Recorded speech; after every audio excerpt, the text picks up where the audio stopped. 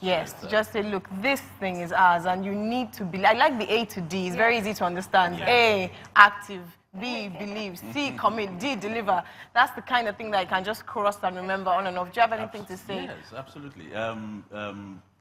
I know that more than anything else, he will be talking to the youth, because they are struggling with the whole sense of belief. What do I believe in?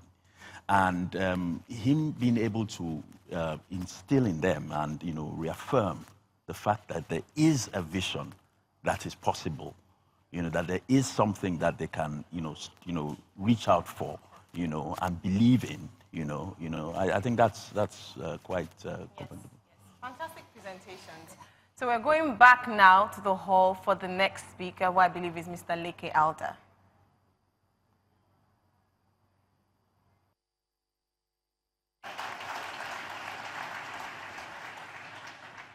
Well, good afternoon once more. I started by telling you that what I've come to do today is to shift your mentality from a problem perspective to one in which we see the vision for our country and we see solutions for our country. When you've been so denudated with the problems of this country and the agitations all over the place, there's a tendency to imagine that our problems are intractable. And indeed, it seems as if we've been wallowing in the same area for the past 60 years, even though the Israelites only wallowed in the desert for only 40 years. The reason is not because our problems are demonic. The reason is because sometimes we don't apply management science to simple problems that we have. Take the Apapa gridlock solution problem. It's a simple supply chain management problem. It's a logistics problem. There's a science to solving that kind of solution, to solving that kind of problem. It's like taking a bottle of Coke, and you take the mass and you shift it into your mouth. As you try to evacuate the content into your esophagus, you are going to find out that the mass of liquid is rushing to a narrow point called the bottleneck. I'm just saying that the Apapa problem is not something that is so problematic in the sense that if you understand how to drink Coke, you understand how to solve a Apapa problem. If you send 1,000 trailers a day to a narrow strip of real estate, you are going to have something called bottleneck. If you want to solve a bottleneck problem, you evacuate the mass of trailers. Either you redirect them or you expand the bottleneck. There is nothing to it. Dubai has a bigger port and they don't have the problems that we have. If you're a Nigerian, you are going to find out that you are going to be very familiar with three emotions. The first emotion is frustration. That feeling that you cannot do anything to government. That feeling that government cannot hear you. That feeling that there's a glass dome over Abuja and you're on the outside. They can see you, you can see them, but you are talking in sign language. And so you are frustrated. The second relationship that you're going to have, second emotion that you're going to have is that of anger. I remember I went to speak at a conference like this, and a former governor looked at me and said, "You are an angry Nigerian." Don't blame me. I'm over 50. I've been talking the same problems all my life. What do we mean by anger? It seems as if government is not for you, it's against you. It seems as if government is on your back, like people are chasing you.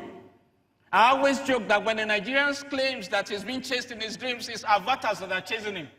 FRSC, local government, the police, your landlord. No wonder Nigerians dream a lot. The third problem is depression. The feeling of our youths that they're encased in a concrete tomb and there's no way out. And that the only way out of the country is through Libya. You can't even get a visa. You have to bring your grandfather, bring your grandmother, bring your great-grandmother, your bank account and everything, all because you're a Nigerian. There is a possibility, therefore, that at some point in your life you begin to give up and you begin to wonder whether there's hope and whether there's life. Well, I have good news for you. There is a solution to our problems. Youth by nature must never give up. Because when you give up on Nigeria, you give up on your patrimony. You give up on your future. You give up on your life. We have no other country but this country. Therefore, we will not give up. I've titled my lecture, Federated Illogicalities. Federated Illogicalities. And that is because there are three illogicalities that afflict this nation. The first one is a conceptual illogicality. The second one is a demographic illogicality. And the third one is a religious illogicality. What do I mean by these illogicalities? By conceptual illogicality, we are talking about a federation that is running as if it's a unitary system, thereby creating administrative inefficiencies. In my line of work as a consultant, you said that there's a dissonance gap between what you profess to be and what you are practicing. Therefore, you are going to have frustration. What do I mean by demographic illogicalities? The youths in this country, ages 19 to 35, are 63.1 million. They constitute 33% of the population, yet they are underrepresented in government, and some don't even have any representation in government. And so what do we have? We have a country that is looking for fresh ideas, but how are you going to get fresh ideas from people who don't even understand how to operate a smartphone? You're asking for an impossibility. The third one is religious illogicality. It boils down to a simple question. Why do Nigerians seek divine intervention in commonsensical things? Let me break down these illogicalities for you, and you see how the inefficiency of our conceptual illogicality has led to some of the problems that we have. Let's take our energy policy.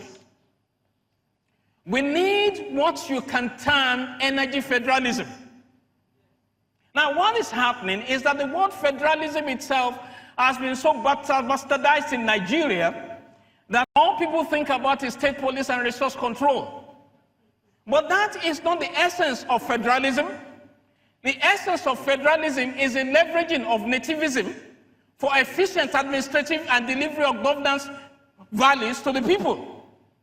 Therefore, the people in the East can leverage the nativism and all the resources that are there, including the climatic conditions.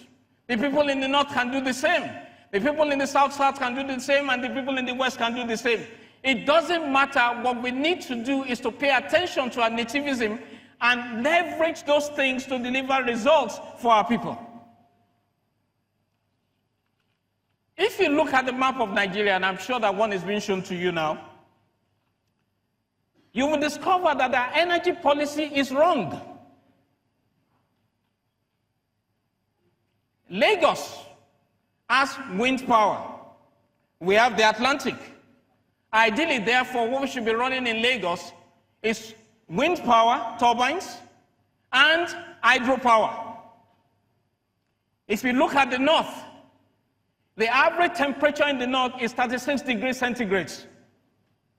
Therefore, they have no business using any other thing except solar power.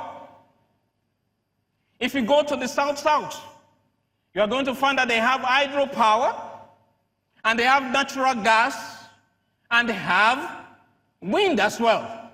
Therefore, the energy policy should be fossil fuel, natural gas, and hydropower. And in the East, they have coal, and they have hydropower. Therefore, what we should be talking about is clean coal and hydropower. Now, of course, when you suggest things like this, people are going to tell you it's impossible. And yet, China has a wind turbine capacity of 104,763 megawatts. That's the biggest wind power sector in the world, 31% of the global total. America has 65,879 megawatts. Germany has 39,169 megawatts.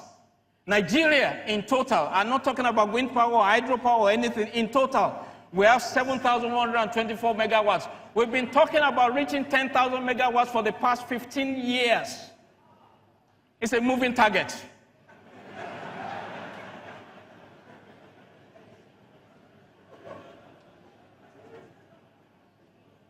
What are the implications if we follow a federated energy policy? I know I'm throwing crazy ideas out there, but at this stage in which we are in, we need all the crazy ideas that we can get. Assuming that the North goes solar, the first thing that happens is that you cut off the North from the national grid. That frees capacity for the rest of the country.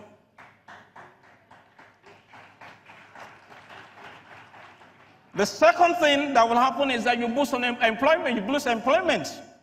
New solar industries form employment.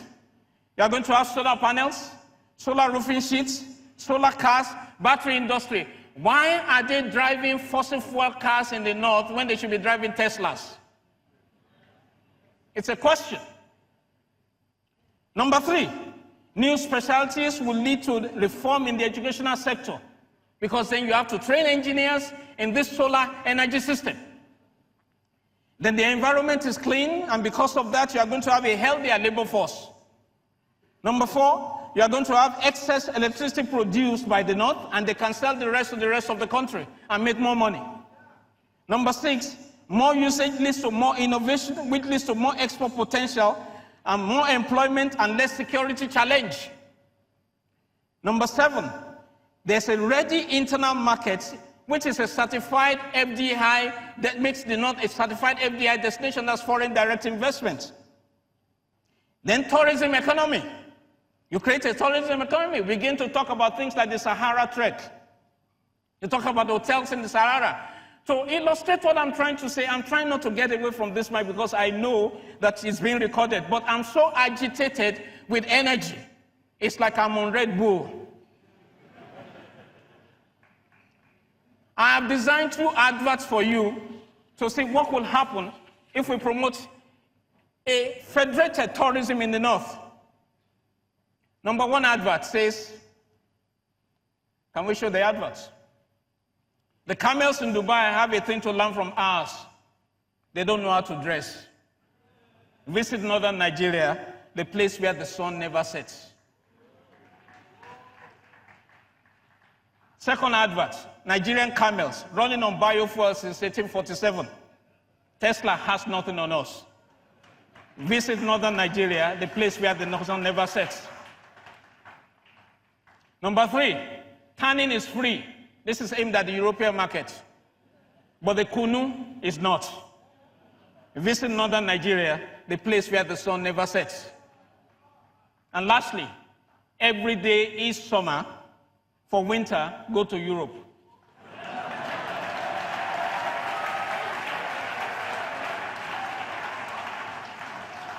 Not only that, the brand value of the cities begin to increase because these are cities of the future. And tourism potential just goes sky high. Will there be skepticism about the North being on solar energy? Of course. Only that Puerto Rico, having been devastated by hurricane, is running entirely on emergency system on solar power now on Tesla power batteries. So it is possible. China has right now 606,000 vehicles running on electric chargers. That's 17% of sales of Tesla is in China. China is on target to have 1 million electric vehicles sold per year by the year 2020. The North should have solar roofs. Therefore, when you talk about sharing the federal cake, the North has no business trying to share the federal cake. And then they will tell you that this is not possible